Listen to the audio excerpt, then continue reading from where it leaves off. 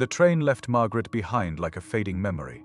She stood alone on the narrow platform, her suitcase at her feet, the evening air heavy with the kind of silence that feels intentional. The village of Hollowfield stretched ahead of her, a scatter of old houses and crooked fences surrounded by endless fields. She had come because her cousin Eleanor had vanished, leaving behind only a short letter that said she was afraid of the quiet. Margaret had not understood what that meant until now. The silence here was wrong. It was not the peaceful hush of countryside nights. It was thick, watchful, as if the air itself were holding its breath. Margaret took her first step toward the dirt road when she noticed the cat. It sat in the middle of the field, perfectly still, its fur black as soot, and its eyes pale as winter glass. It did not blink. It did not move. It simply watched her, as though it had been waiting for her arrival. A faint shiver crawled up her spine. She had always liked cats, but something about this one felt older than the field it sat in. She turned away, but the cat was suddenly closer. She had not heard it move. She had not seen it cross the distance. It was simply there, sitting at the edge of the platform, its gaze fixed on her with unsettling patience. Margaret forced herself to breathe. She told herself that animals wander. They appear and disappear. There was nothing strange about that. Yet the silence around her deepened, as if the world were listening. She walked toward the village. The cat followed. The houses of Hollowfield were old, their roofs sagging like tired shoulders. Curtains twitched as she passed, and she felt eyes on her from behind dusty windows. The villagers did not greet her. They did not smile. They only watched her with the same wary stillness as the cat. At the end of the lane stood Eleanor's cottage, a small stone house with ivy crawling up its walls. The door was unlocked. Margaret stepped inside and felt the air shift. The silence here was heavier, almost physical, pressing against her ears. She called Eleanor's name, but her voice sounded muffled, swallowed before it could echo. The cat slipped inside behind her. Margaret found Eleanor's journal on the kitchen table. The last entry was written in a frantic hand. It spoke of footsteps in the fields at night, of whispers that came from beneath the floorboards, of a cat that appeared in every room no matter how many doors she closed. The final line chilled Margaret to the bone. It said the quiet is not empty, it is waiting. A soft thump echoed from the hallway. Margaret froze. The cat's ears twitched. It stared toward the dark corridor as if expecting something to emerge. Margaret whispered into the silence, asking who was there. But the quiet swallowed her words again. She stepped forward, her heartbeat loud in her chest. The hallway stretched longer than she remembered from childhood visits, the shadows deeper, the air colder. At the far end, something moved. A shape tall and thin slipped behind a door that had never existed before. Margaret blinked, unsure if her eyes had betrayed her. The cat hissed, low and warning, its fur rising like a dark storm. Margaret backed away, her breath trembling. She reached for the front door, but it closed on its own with a soft, deliberate click. The cat turned to her. Its pale eyes gleamed in the dim light. And Margaret understood that she was not alone in the house. Something else was here. Something that had taken Eleanor. Something that lived in the quiet. The cat stepped toward her, its gaze unblinking once more. The quiet deepened, and the house began to listen. Margaret did not sleep that first night. She lay on the narrow bed in Eleanor's old room, staring at the ceiling while the quiet pressed against her like a weight. The house felt too still, too aware. Every breath she took seemed to echo inside her skull, though the air around her remained soundless. The cat sat at the foot of the bed, its pale eyes reflecting the faint moonlight that seeped through the curtains. It had not left her side since she entered the cottage. It watched her with a patience that felt almost human, as if waiting for her to understand something she could not yet see. Sometime after midnight, Margaret heard it. A single footstep, soft, slow, deliberate. It came from the hallway. She held her breath. The cat's ears twitched. Its gaze shifted toward the door, unblinking. Another footstep followed, closer this time, as though someone were dragging their heel across the wooden floor.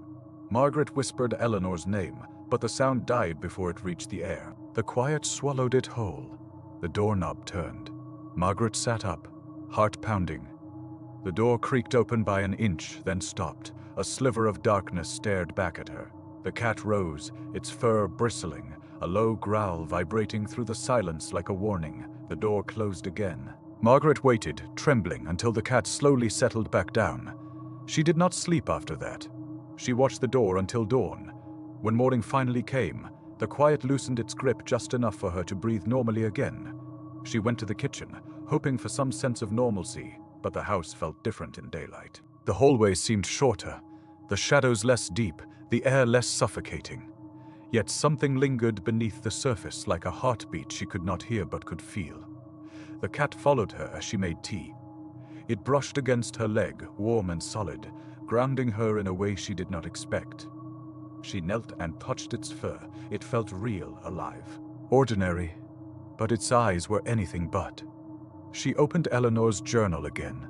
The next page was blank, but faint indentations marked the paper, as if someone had written on it and then torn the page away. Margaret tilted the journal toward the light. The impressions formed words. It walks when the quiet deepens. Margaret snapped the journal shut. She needed answers. She needed to know what had happened to Eleanor. She stepped outside, the cat slipping out behind her, and walked toward the village square. The villagers watched her approach with the same wary silence as before. An elderly woman sweeping her porch paused, her eyes fixed on the cat at Margaret's heels. Her face paled. "You should not let it follow you," she whispered, though her lips barely moved. Margaret asked her what she meant, but the woman shook her head and retreated inside, slamming the door. At the small general store, a man behind the counter refused to meet her eyes. When she mentioned Eleanor, he flinched. When she asked about the cat, he finally looked at her, his expression hollow. "If it has chosen you," he said, "you cannot send it away. You can only hope it keeps you safe." "Safe from what?" she asked. The man's gaze drifted past her toward the fields that surrounded the village like a vast waiting sea. "From the quiet," he said. Margaret returned to the cottage unsettled, the cat padding silently beside her. She stepped inside and froze. The hallway was longer again, much longer. The far end was swallowed in darkness, and the door she had seen the night before was now wide open. A faint draft drifted from it, carrying the scent of cold earth and something older, something wrong. The cat hissed, louder this time. Margaret took one step forward. The quiet deepened, and from the open door at the end of the impossible hallway came the sound of breathing. Slow, heavy, patient, waiting for her to come closer. Margaret stood frozen at the threshold of the impossible hallway.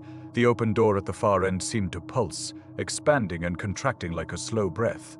The air drifting from it was cold enough to sting her skin. The cat pressed against her leg, its body tense, its gaze fixed on the darkness ahead. She whispered Eleanor's name again, though she knew the house would swallow the sound. Still, she tried. The silence devoured her voice before it left her lips. The breathing continued. Margaret forced herself to take a step forward. The floorboards creaked beneath her weight, though the sound was faint, as if muffled by thick cloth. The hallway stretched farther with each step, the walls narrowing, the ceiling lowering. She felt as though she were walking into the throat of something vast and unseen. Halfway down the corridor, the cat darted ahead of her. It stopped a few feet from the open door, its back arched, its fur bristling. A low growl vibrated through the air, the only sound that seemed able to exist in the quiet. Margaret reached the cat and knelt beside it. The cold air from the doorway brushed her face like a whisper. She peered inside. The room beyond was wrong. It was not a room at all. It was a space that felt unfinished, as if the house had begun to shape it, but had not decided what it should be. The walls were bare wood, the floor uneven, the corners shifting slightly when she tried to focus on them. A faint outline of a staircase flickered in and out of existence, like a memory the house could not fully recall, and in the center of the room stood a figure. Tall, thin, motionless. Its back was turned to her, its head tilted slightly as though listening. Margaret's breath caught in her throat. The figure's clothes were old, tattered, and coated in dust. Its hair hung in tangled strands. Something about its posture felt familiar, though she could not place why. The cat hissed again, louder this time. The figure turned. Margaret stumbled backward, her hand flying to her mouth. The face that stared back at her was Eleanor's. Or rather, it was almost Eleanor's. The features were stretched, the eyes too wide, the mouth too still. It looked like a memory of Eleanor carved from wax and left too close to a flame. Margaret whispered her cousin's name, but the figure did not react. Its lips parted slowly, revealing a dark hollow where a voice should have been. The breathing stopped, the quiet deepened. The figure took one step toward her. The cat leapt forward, placing itself between Margaret and the thing wearing Eleanor's face. Its pale eyes glowed faintly, and for a moment the air around it shimmered, as though the silence itself recoiled. The figure froze. Then it retreated into the shifting room, dissolving into the unfinished walls like smoke drawn into a vent. The door slammed shut with a force that shook the hallway. Margaret gasped, stumbling back until she hit the wall. The cat pressed against her, warm and solid, grounding her in the moment. The hallway shrank back to its normal size. The shadows retreated. The air warmed slightly, but the door remained. A single line of fresh scratches marred its surface, carved deep into the wood. Margaret leaned closer, her heart pounding. The scratches formed a word, "Stay." She backed away, trembling. The cat nudged her ankle, urging her toward the kitchen. She followed, her legs weak, her mind spinning. She had come to Hollowfield to find Eleanor. Now she feared she had found what was left of her, and the house was not finished with her yet. Margaret woke to the sound of the cat pawing at her door. Morning light seeped through the curtains, pale and thin, as if the sun itself were reluctant to touch Hollowfield. She dressed quickly, her mind still tangled with the memory of the figure wearing Eleanor's face. The house felt calmer now, but the quiet remained, heavy and watchful. The cat led her to the front door. When she opened it, the creature stepped outside and looked back at her, as if expecting her to follow. Margaret hesitated. The village had offered her no comfort the day before, only warnings wrapped in silence. But she needed answers, and the house was not going to give them freely. She stepped outside. The villagers were already awake, though none of them spoke. They moved through the square like shadows, their faces pale, their eyes hollow. Margaret approached a man stacking crates beside the bakery. He stiffened when he saw the cat at her feet. "Please," she said, her voice trembling. "I need to know what happened to my cousin." The man's jaw tightened. He glanced at the cat, then at the distant fields, as if weighing whether it was safe to speak. Finally, he whispered a single word, "Taken." Margaret's breath caught. Taken by what? The man shook his head. His hands trembled as he lifted another crate. He leaned closer, his voice barely audible. "The quiet chooses. The quiet keeps. The quiet remembers." Before she could ask more, he retreated inside the bakery and locked the door. Margaret turned to the cat. It stared up at her with its pale eyes unblinking. She felt a strange certainty that it understood more than it let on. She followed it down the narrow lane toward the edge of the village. An elderly man sat on a bench beneath a twisted oak tree. His gaze was fixed on the fields, his expression distant. When Margaret approached, he did not look at her. Instead, he spoke as though continuing a conversation he had been having with himself. "It started long before any of us were born," he murmured.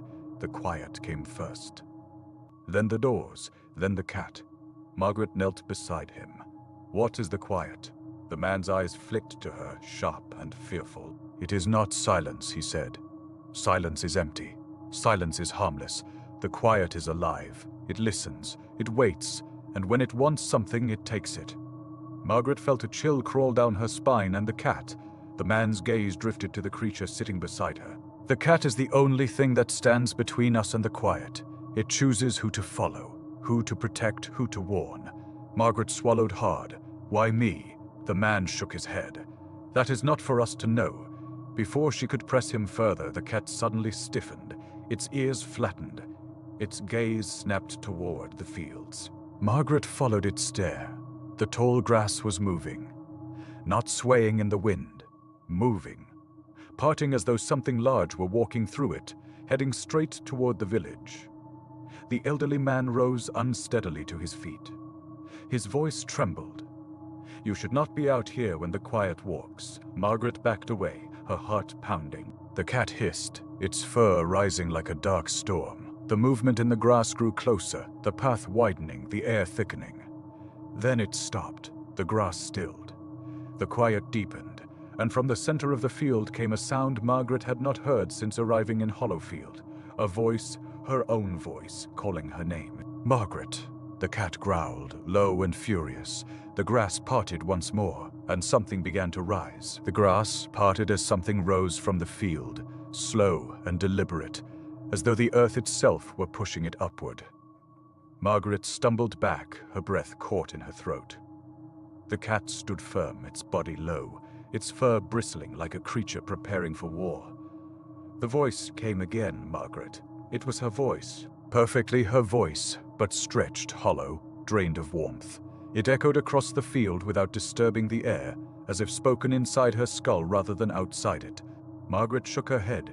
She whispered no, though the quiet swallowed the word before it could escape. The shape in the grass grew taller, its outline wavering like heat rising from stone. Then it stepped forward. It was not a person, it was a suggestion of one. A tall, thin silhouette made of shifting shadow, its edges frayed like torn cloth. Its face was a blur, but its mouth was unmistakable. It was her mouth, her lips, her jawline, as though the quiet had studied her reflection and attempted to build a version of her from memory alone. The cat hissed, a deep, vibrating sound that seemed to push the air back into motion. The shadow figure paused, its head tilting in a slow, unnatural arc. When it spoke again, its voice cracked like ice. "Margaret, come back." She took another step away. The figure mirrored her movement, its limbs bending at wrong angles, as though it were learning how to walk in real time. The grass around it wilted, turning pale and brittle. The elderly man who had warned her earlier was gone. The village square was empty. Doors were shut, curtains drawn. Hollowfield had retreated into itself, leaving Margaret alone with the thing that wore her voice. The figure took another step.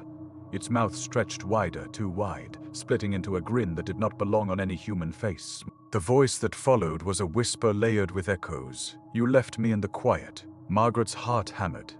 She had never heard those words before, yet they struck her with the weight of accusation. She backed toward the cottage, her hands trembling. The cat moved with her, never breaking its stare from the creature. The figure lunged. The cat leapt. A burst of pale light erupted from the creature's eyes, bright enough to blind her. The shadow figure recoiled, its form flickering like a dying flame. It let out a sound that was not a scream, but something deeper, something that vibrated through the ground beneath her feet. The cat landed between Margaret and the creature, its body arched, its eyes glowing with a cold, unnatural brilliance. The shadow staggered backward, its shape unraveling, threads of darkness peeling away like smoke, caught in a storm. Then it vanished. The grass fell still. The quiet returned. Margaret collapsed to her knees, shaking. The cat approached her and pressed its head against her hand. She clung to it, desperate for something real, something solid. When she finally stood, she looked toward the cottage. The front door was open. She had closed it before leaving. The hallway inside was dark. The air around it shimmered faintly, as though the quiet were gathering itself again. Margaret whispered to the cat, "What does it want?" The cat blinked slowly. Then it walked into the house. Margaret followed, though every instinct screamed at her to run. The door closed behind her with a soft click. The hallway stretched long again, and at the far end, the door that had breathed was open once more. A faint voice drifted from within. Not her voice. Eleanor's calling her name. Margaret stepped into the long hallway, the air colder than before, as if the house had drawn a deep breath and was holding it. The cat walked ahead of her, its tail low, its movements slow and deliberate. The door at the far end remained open, a dark mouth waiting to swallow her whole.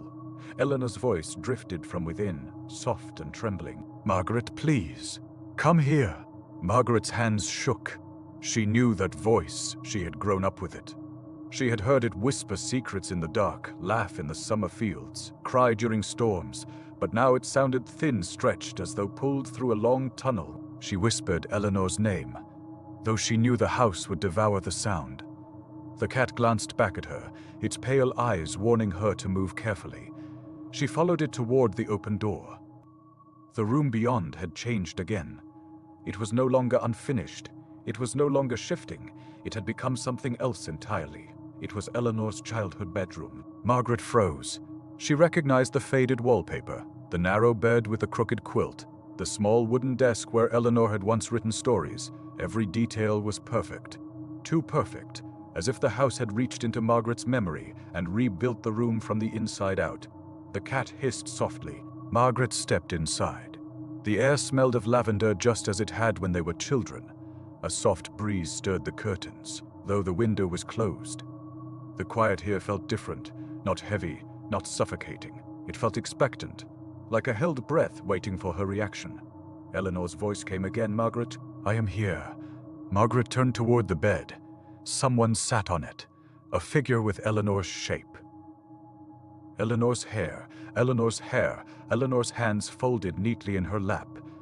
But the face was wrong. The eyes were too dark, the smile too still, the skin too smooth, like a mask carved from wax. Margaret took a step back. The figure tilted its head. "Do not be afraid," it whispered in Eleanor's voice. "I have been waiting for you." The cat growled, a deep, vibrating sound that made the air tremble. The figure's smile faltered. Its head twitched, jerking in small, unnatural movements. Margaret forced herself to speak, though her voice barely existed in the quiet. "Where is my cousin?" The figure blinked slowly. When it spoke again, its voice cracked like breaking glass. "She stayed too long." Margaret's stomach twisted. What does that mean? The figure rose from the bed. Its movements were smooth at first, then suddenly sharp, as though its joints bent in ways they should not. It stepped toward her, its eyes empty. "The quiet keeps what it likes," it whispered, and it liked her.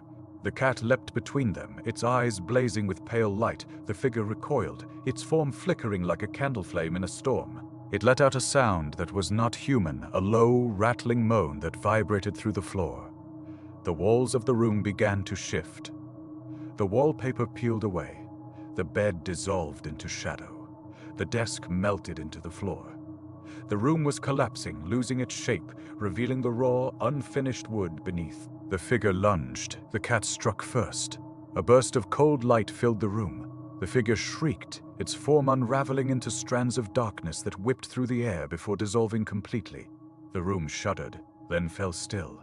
Margaret gasped for breath. The cat pressed against her leg, trembling slightly. She knelt and touched its fur, grateful for its warmth. The room was empty now, bare, silent. But on the floor where the figure had stood lay something small, a silver locket. Margaret picked it up with shaking hands. She opened it. Inside was a photograph of her and Eleanor as children, and beneath it, scratched into the metal, were 2 words. "Help me." Margaret closed the locket, her heart pounding. Eleanor was still here, somewhere in the quiet, and the house was not going to let her go easily. The hallway shrank back to its normal size as Margaret stepped out of the collapsing room. The cat stayed close to her ankles, its tail brushing her leg like a warning. She clutched the silver locket in her hand, the metal cold enough to sting her skin. Eleanor was somewhere inside this house, trapped in the quiet, calling for help. Margaret could not leave her, she would not. But the house had other plans. A faint vibration trembled through the floorboards, subtle at first, then stronger, like something shifting beneath the wood. Margaret froze. The cat's ears flattened. The vibration grew into a soft, rhythmic tapping. Tap, tap, tap, it came from directly under her feet. Margaret stepped back. The tapping followed, tap, tap, tap, tap, tap, as if something beneath the floor were matching her movements. She whispered to the cat, though she knew the house would swallow the sound. "What is that?" The cat did not answer. It only stared at the floor, its pale eyes glowing faintly. The tapping stopped. Then a whisper rose from the floorboards, thin and breathless, as though spoken through layers of earth. "Margaret." She staggered back, her heart pounding. The voice was Eleanor's, but it was wrong, too faint, too distant. As if coming from a place far below the house, a place that should not exist. Margaret knelt and pressed her ear to the floor. The whisper came again. "Margaret, do not leave me." Her breath caught. "Eleanor, I am here. I am trying to find you." The whisper trembled. It sounded like crying. It sounded like fear. It sounded like Eleanor, but the cat hissed sharply, slashing its paw across the floorboards as if trying to sever the connection. Margaret jerked back, startled. The whisper stopped instantly. The floor fell silent. The cat stared at her, its gaze intense, almost pleading. Margaret felt a chill crawl up her spine. The cat was trying to protect her, but from what? From Eleanor, or from whatever was pretending to be Eleanor. She stood slowly, her legs trembling. The house groaned, the walls shifting slightly as though adjusting themselves around her. The air thickened. The quiet deepened. Then the floorboards beneath her feet buckled. Margaret screamed silently as the wood split open, revealing a dark void beneath the house. Cold air rushed upward, carrying the scent of damp earth and something older, something rotten. The cat leapt aside, landing gracefully on the intact boards. Margaret scrambled backward as a hand reached up from the darkness. A pale hand, a familiar hand. Eleanor's hand. Margaret froze, her breath trapped in her chest. The hand grasped the edge of the broken floorboard, fingers trembling. Then another hand appeared, and then a face. Eleanor's face, but not the Eleanor she remembered. This face was gaunt, hollow, the skin stretched thin over sharp bones. The eyes were wide, too wide, reflecting no light. The mouth opened in a silent scream. Margaret reached out instinctively. Eleanor, I am here. I am here. The cat lunged between them, its body glowing with a cold, pale light. The figure recoiled, its face twisting into something monstrous, its mouth stretching impossibly wide. It let out a soundless shriek that shook the air. The cat struck the figure with a burst of shimmering light. The thing wearing Eleanor's face dissolved into shadow, collapsing back into the darkness beneath the house. The floorboards snapped shut with a violent crack, sealing the void. Margaret collapsed to her knees, shaking uncontrollably. The cat pressed against her, warm and real, grounding her in the moment. She clutched the locket to her chest. Eleanor was calling for her, but the house was calling too, and Margaret was beginning to understand that the quiet did not simply take people, it remade them. The house did not calm after the thing beneath the floor vanished. If anything, the quiet grew sharper, like a blade pressed against Margaret's throat. The walls seemed to lean inward, listening. The air felt charged, as though the house were waiting for her next move. The cat paced in a tight circle, its tail lashing, its pale eyes glowing faintly. Margaret clutched the locket, her knuckles white. Eleanor was somewhere inside this place, trapped in a maze of unfinished rooms and shifting shadows. Margaret could feel it now. The house was not simply haunted. It was alive, and it wanted her to follow. A soft creak echoed from the hallway. The cat froze. Margaret turned. The hallway had changed again. It was no longer long, no longer narrow. It had become a staircase spiraling downward into darkness, the steps made of old wood that looked too thin to hold her weight. The air drifting up from below was cold and damp, carrying the faint scent of earth and something metallic. The cat stepped onto the first stair. Margaret hesitated. Every instinct screamed at her to run, to leave the house, to flee Hollowfield entirely. But the locket in her hand felt warm now, pulsing faintly, as though Eleanor herself were urging her onward. She followed the cat down the stairs. The quiet deepened with each step, pressing against her ears until she could hear nothing but her own heartbeat. The staircase twisted and turned, descending far deeper than the cottage should allow.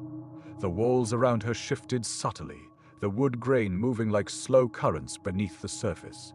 At the bottom of the stairs, the cat stopped. They stood in a narrow corridor lit by a faint, unnatural glow. The walls were covered in carvings, long scratches that formed spirals, circles, and symbols Margaret did not recognize. Some looked like eyes, others like doors, others like cats. The air trembled. A whisper drifted through the corridor. Margaret. She spun around. The voice was Eleanor's, but it came from everywhere at once, echoing through the wood, the floor, the air itself. Margaret pressed her hand to the wall. It felt warm, alive. The whisper came again. "Help me," Margaret's breath shook. "Eleanor, where are you?" The quiet swallowed her words. The cat nudged her hand, then walked forward. Margaret followed, her steps slow and careful. The corridor opened into a wide chamber carved from the earth itself. The ceiling arched high above her, disappearing into darkness. The floor was covered in dust and old footprints.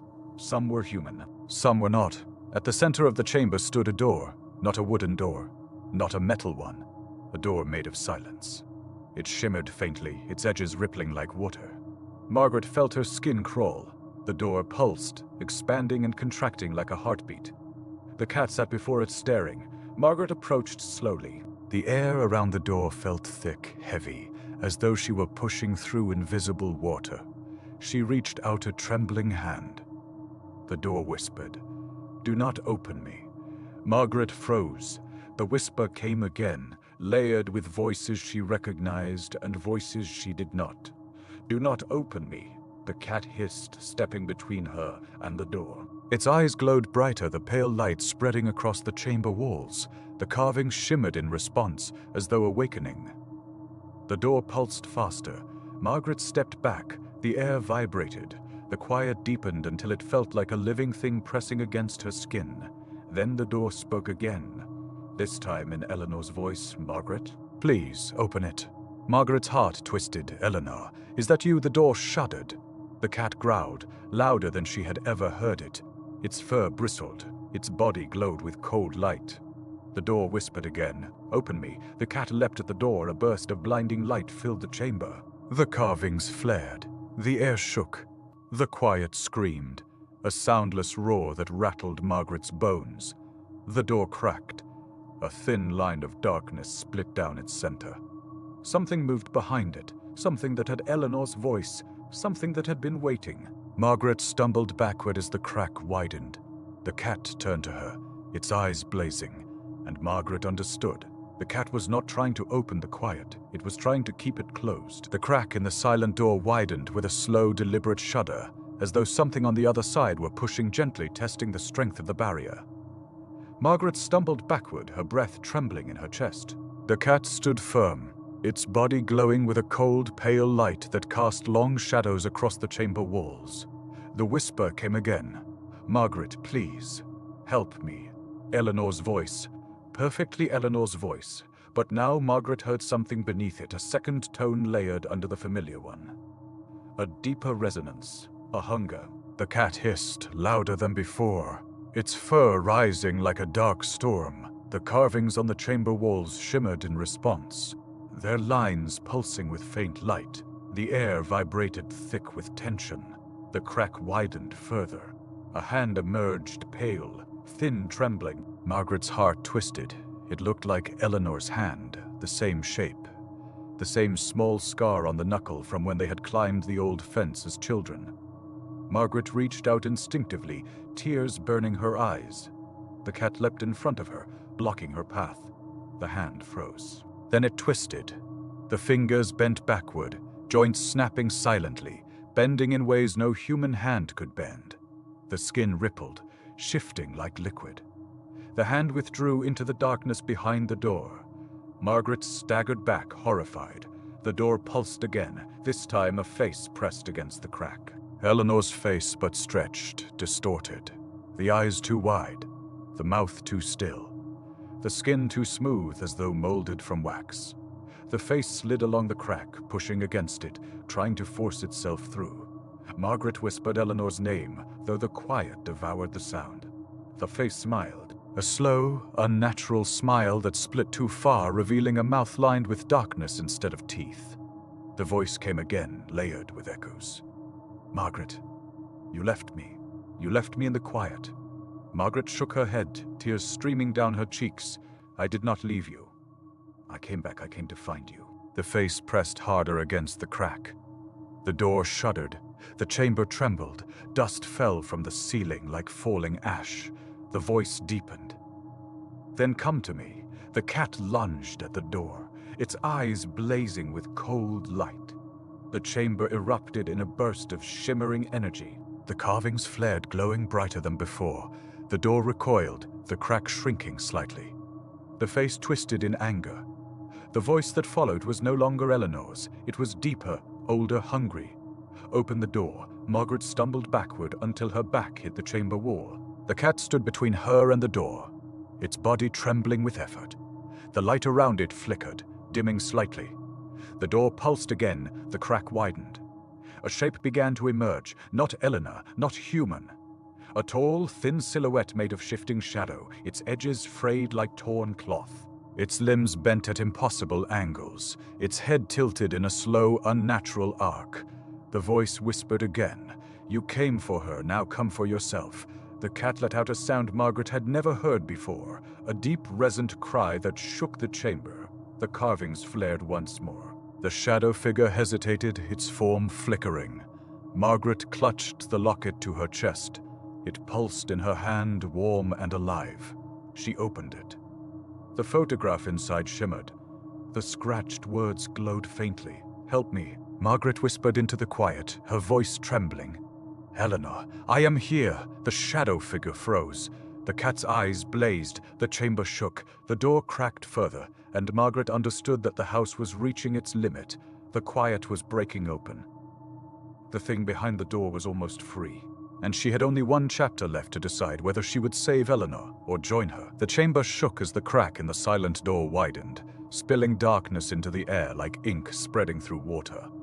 Margaret pressed herself against the wall, the locket clutched so tightly in her hand that the metal cut into her skin. The cat stood between her and the door, its body trembling with effort, its pale eyes blazing with cold light.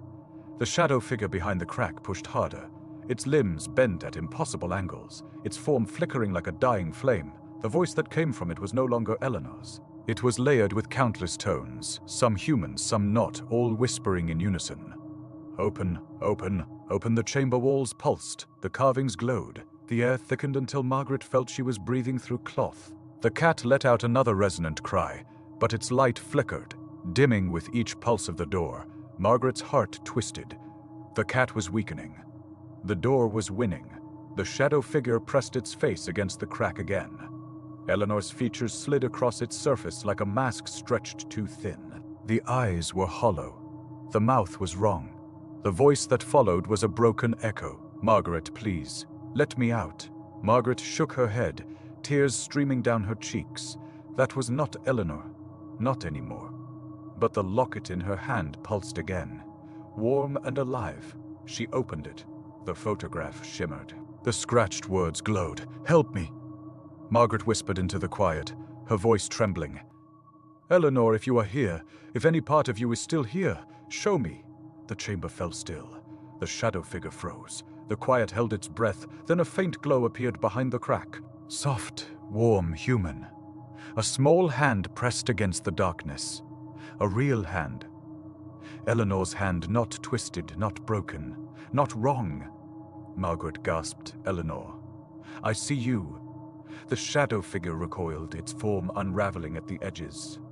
The warm glow grew brighter, pushing against the darkness. The cat's eyes flared in response, its body surging with renewed strength. The quiet screamed. A soundless roar that shook the chamber, rattling the carvings, cracking the floor. The shadow figure lunged, trying to force itself through the crack. The warm glow flickered, struggling to hold its place. Margaret stepped forward. The cat hissed, trying to stop her, but she shook her head. I have to. She placed her hand on the crack. Cold shot through her arm, freezing her bones. The shadow figure shrieked, its form twisting violently. The warm glow pressed against her palm, soft and trembling. Eleanor's voice whispered, Margaret, do not let it take you. Margaret closed her eyes. She thought of the summers they had shared, the secrets whispered under blankets, the promises made in the dark. She poured every memory, every moment, every piece of love she had for Eleanor into the glow. The crack shuddered, the shadow figure screamed. The cat leapt, its body exploding with pale light. The chamber erupted. Light and darkness collided, swirling through the air like a storm. The carvings flared, burning with ancient power. The floor split. The ceiling shook. The quiet roared, a soundless fury that tore through Margaret's mind. Then everything went still. The light faded. The darkness receded. The chamber was silent. The door was whole again. Margaret collapsed to her knees, gasping for breath. The cat lay beside her, exhausted but alive. She looked at the door. The warm glow was gone. The shadow was gone. The crack was gone. Eleanor was gone. Margaret pressed the locket to her chest, tears falling silently. She whispered her cousin's name, though the quiet swallowed the sound. The cat rose slowly and brushed its head against her hand. Margaret looked into its pale eyes and understood. The quiet had taken Eleanor, but it had not taken Margaret. It had chosen her. The chamber walls shifted. The staircase reformed. The house breathed softly, as though settling into a new shape. Margaret stood, her legs trembling. The cat walked ahead of her, guiding her back toward the surface. When she reached the cottage, the air felt different, lighter, but the quiet remained, lingering in the corners, watching her. The villagers stood outside, silent and pale. When Margaret stepped out of the house, they bowed their heads, not in fear, in recognition. The elderly man whispered, "The quiet has a new keeper." Margaret looked down at the cat. It blinked slowly. She understood the house had claimed her. The quiet had chosen her, and she would never leave Hollowfield again. The cat curled at her feet. The house exhaled, and the quiet waited.